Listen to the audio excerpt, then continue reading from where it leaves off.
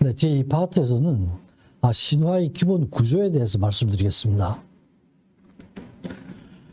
신화의 전체적인 구조는 되게 이제 굉장히 복잡한 것 같지만 저렇게 되어 있죠. 신이 있고, 인간이 있고, 동물이 있고, 그 다음에 뭐 무생물, 이렇게 있습니다. 그죠? 그래서,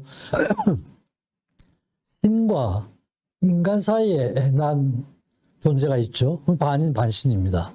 신화에서는 영웅이라고 그러죠. 그 다음에 인간과 동물 사이에 난 존재가 있습니다. 반인 반수예요. 이 괴물로 되어 있습니다. 그 다음에 이제 동물이 있고, 뭐 식물, 무생물. 존재는 이렇게 되어 있죠. 그죠? 그래서 신, 영웅, 인간, 괴물, 동물, 무생물. 이 상호 간에 서로 일어나는 여러 가지 작용들이죠. 그죠? 상호작용에 대한 얘기가 그게 이제 전체 신화적인 구조라고 할 수가 있습니다. 그리고 전체적인 신화의 발달 과정을 보면 케오스 상태에서 코스모스로 나간다. 케오스 상태는 혼동 상태죠. 그죠? 혼동 상태에서 코스모스 질서.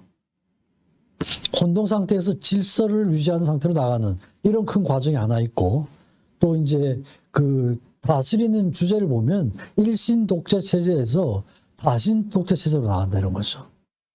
지금으로 본다면은 예를 들어서 무슨 뭐 독재에서 민주주의로 나가는, 또는 뭐 대통령 중심제에서 내각으로 나가는 이런 거하고 비교를 할 수가 있을 것 같아요.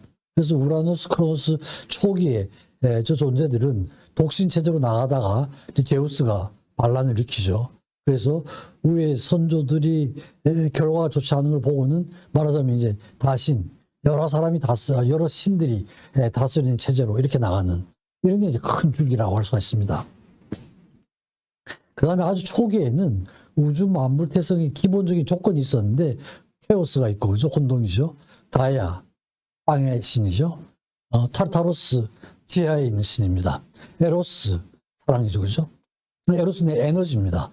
모든 게 일어나도록 하는 그런 어떤 에너지를 에로스로 봤습니다. 그러니까 에로스라는 단어는 초기의 기본적인 조건으로도 있고, 나중에 이제 다른 작가들에 의해서 다른 형태로도 많이 발전이 되죠. 그죠? 사랑의 신으로도 발달이 되고, 뭐, 여러 가지로 이제, 푸시카와 에로스, 이런 데도 나오지 않습니까? 그렇지만, 처음에 기본적인 조건은 네 가지였어요. 그죠? 여기서부터 이제 모든 게 생겨나게 됩니다. 그래서 케오스, 이제 혼동 상태에서는, 아묵과 닉스, 에레보스와 닉스를 낳고, 에레보스와 닉스는 아이테르와 헤메라, 창공과 낫을 낳는다. 혼자서. 그럼 가야는 혼자서 우라노스가 하늘의 신이죠. 폰토스, 바다, 산. 혼자서 하늘과 바다와 산을.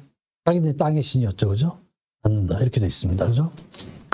그리고 이제 가야가 자기가 낳은 우라노스니까 모자가 부부가 되는 거예요. 그죠? 자기가 낳은 아들하고 부부가 돼가지고, 그런데 우라노스가 이제 가야한테서부터 권력을 빼앗아 옵니다. 그죠? 나와요, 우라노스가. 자기가 실권을 쥐게 됩니다. 아들에서 남편이 됐다가 실권자가 되는 겁니다. 거기에서 이제 육남 육녀를 두게 되죠. 티탄 신족이라고 그러죠. 그래서 이제 남신이 여섯 신이 나오고, 여신이 6신이 나옵니다. 티타니네스, 이렇게 하죠. 그죠? 그래가지고, 불안한 거예요. 자식이 나오면은 그 자식이 자기를 해치고 권력을 빼앗아가지 않을까 이런 것에 대한 불안이 있으니까 좀 낳는 쪽쪽 그냥 그 대지의 신한테로 집어넣어 버리는 거예요. 대지의 신이 가야죠, 그죠? 가야의 뱃속에 다시 집어넣는 거예요, 그죠?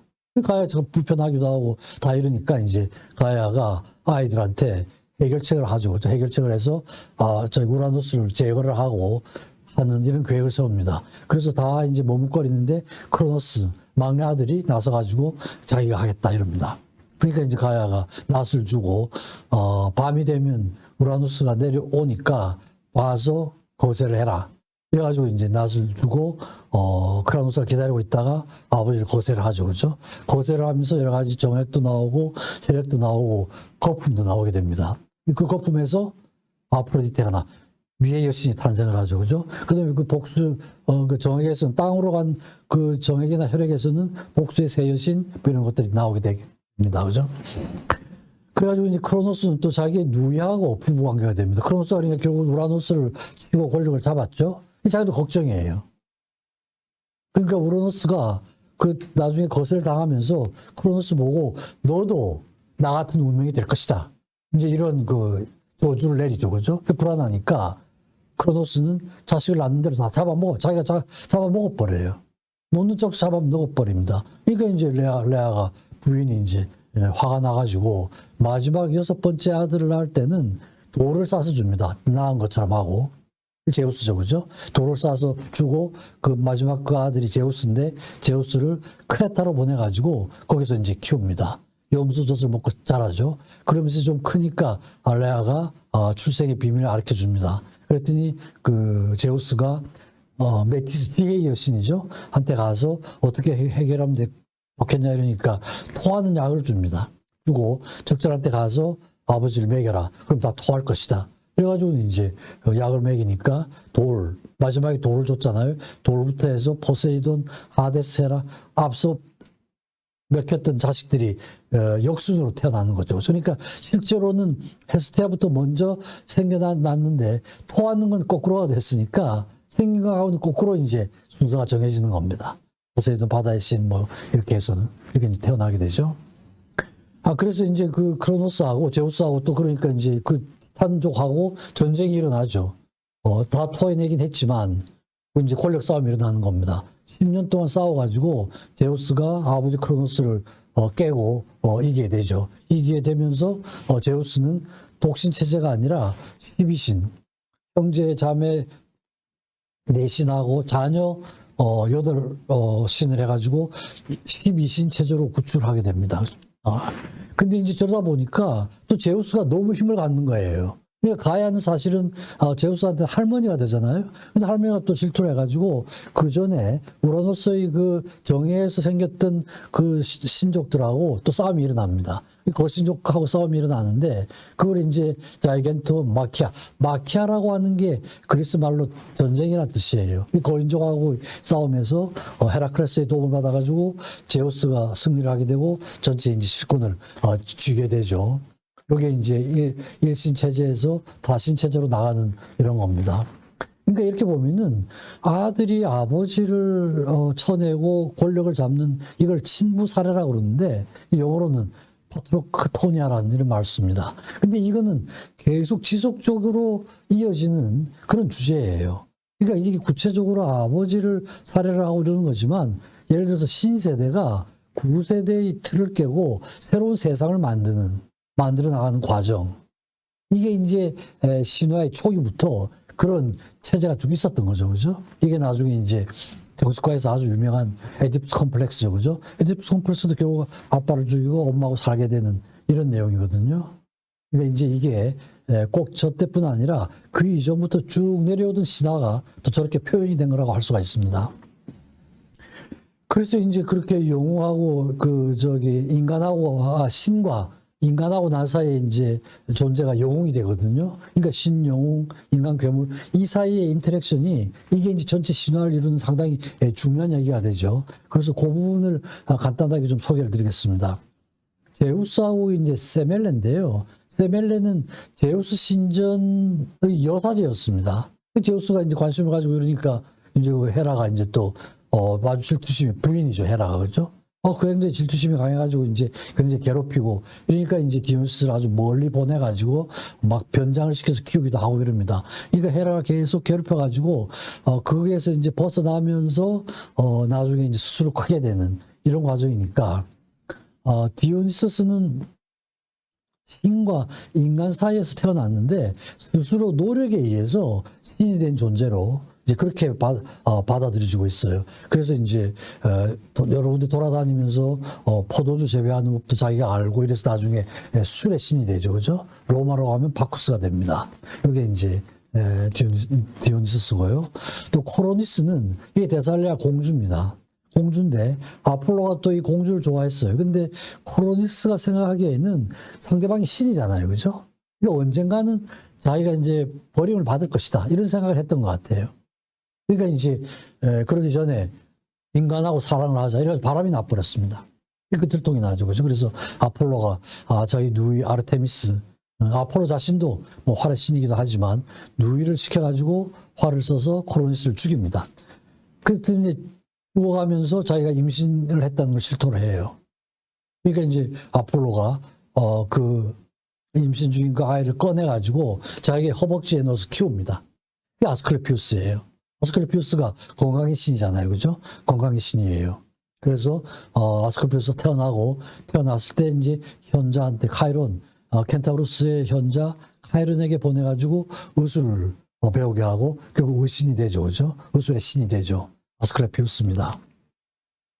그 다음에 또 제우스하고 알크메네인데, 알크메네는 암피트리온이라는 장군의 아내예요. 아내인데 또 탐을 냈던 거예요. 그러니까 장군이 전장터 나간 사이에 마치 자기가 암피트리온인 것처럼 변장을 하고 관계를 갖습니다. 알크메네하고. 거기서 이제 헤라클레스가 태어나죠. 또 이제 헤라가 알죠. 그죠?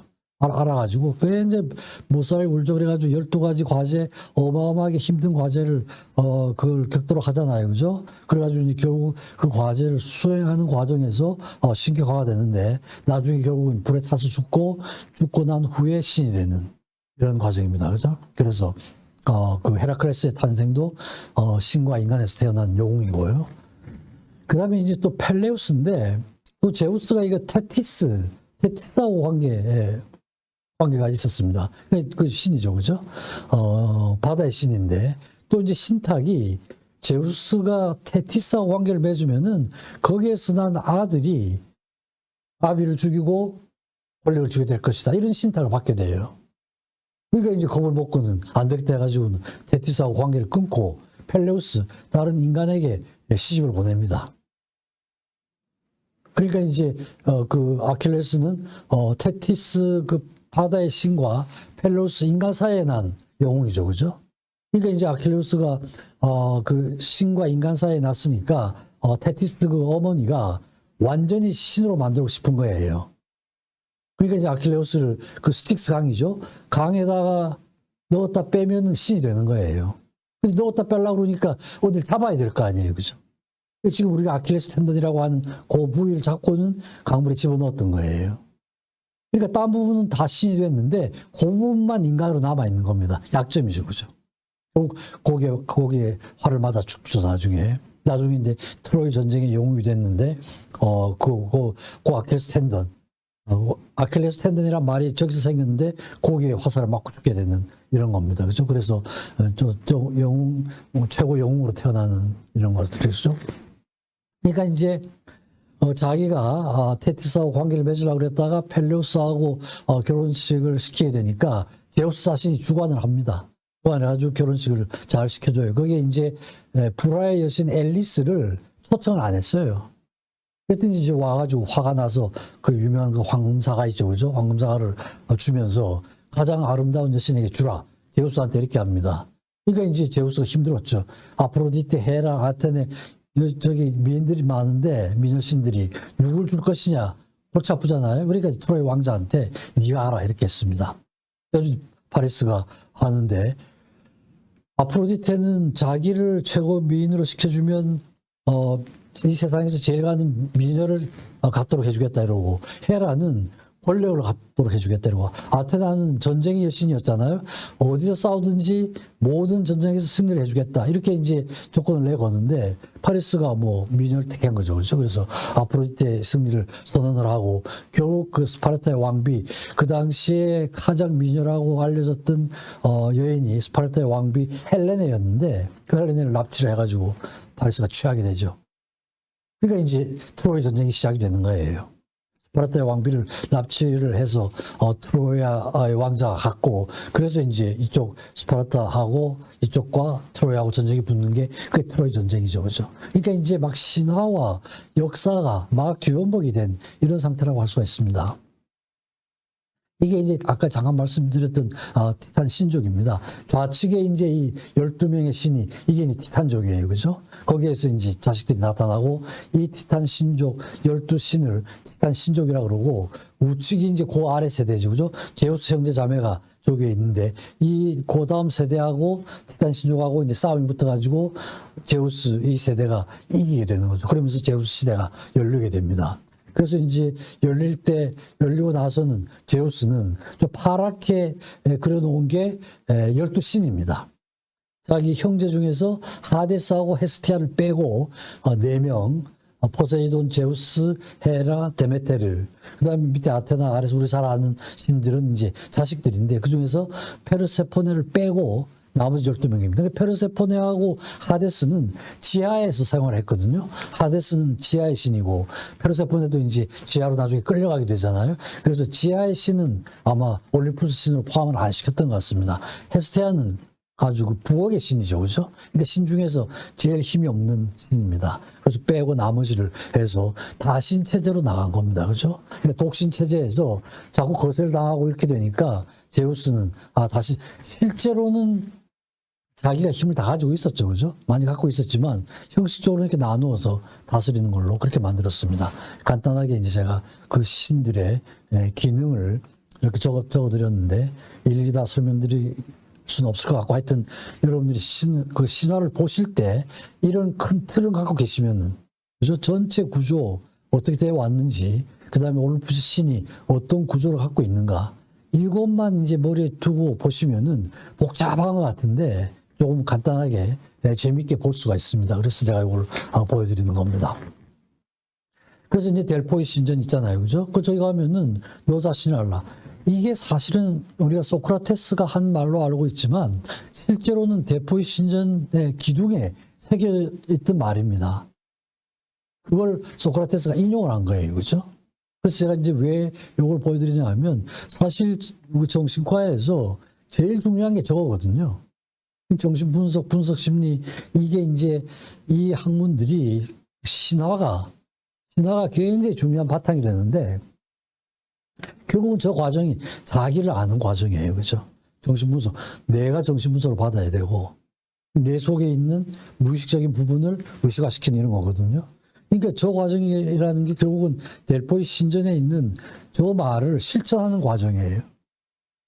그러니까 이제 굉장히 중요하죠. 그죠? 자기 자신을 아는 거. 꼭 정신과뿐 아니라 모든 면에서 자신을 안다는 게 저게 항상 1차적인 문제죠. 그죠? 근데 그게 신전에 적혀 있습니다. 델포이 신전인데, 델포이라는 말은 자궁이란 뜻이에요. 자궁이란 뜻이고, 거기에 큰 뱀이 살고 있었습니다. 뱀이 살고 있었는데, 이제 그 뱀을, 아폴로가 활의 신이잖아요. 활로 쏘아 죽이고, 이제 거기에 신전을 짓죠. 그죠? 그렇게 해가지고, 남편이 죽었는데 그 피티아 뱀의 부인이, 피톤이고 와 뱀이 피티아가 그 부인입니다. 그 부인으로 하여금 신전을 지키게 했고, 근데 아프로디테 신전도 있고, 온팔로스가 저게 이제 대제 배꼽인데, 우측 사진이 있는 게 저게 이제 바위가 온팔로스인데요. 제우스가 동서로 독수리를 날려보냈더니 만난 장소가 저기였다는 거예요. 그죠? 그러니까 이제 세상의 중심이란 얘기죠. 그죠? 세상의 중심이란 얘기죠. 그래서 온팔로스. 움빌리쿠스라는 게 배꼽이잖아요. 그죠? 저게 이제 저기서 나온 겁니다. 온팔로스에서 나와가지고, 저기 이제 델포이에 가면, 저런 돌멩이가 있습니다. 이게 이제 델포이 그 신전이에요. 지금 보이는 건, 저기 이제 아폴로 신전이 있었죠. 그죠? 그리고 그 뒤에 있는 산이 파르나소스 산이라고, 신화에도, 그 노아의 홍수처럼 홍수 신화가 있습니다. 홍수가 났을 때 저 산만 살아남았다는 거예요. 그죠? 저 산만 물에 잠기질 않고 그런 신화가 있는 산입니다. 파르나소스 산이라는 거죠. 그죠? 여기 이제 파르나소스 산을 볼 수 있는 거고, 여기 이제 피테아 경기장입니다. 그 피톤이라는 뱀을 쏘아 죽이고 나서 그걸 축하하기 위해서 경기를 했는데, 아폴로니 만든 저 경기장이 델포이고 신전에 가면 뒤편에 있습니다. 여기 이제 그걸 기념해서 만든 피티아 경기장, 이렇게 되어 있습니다.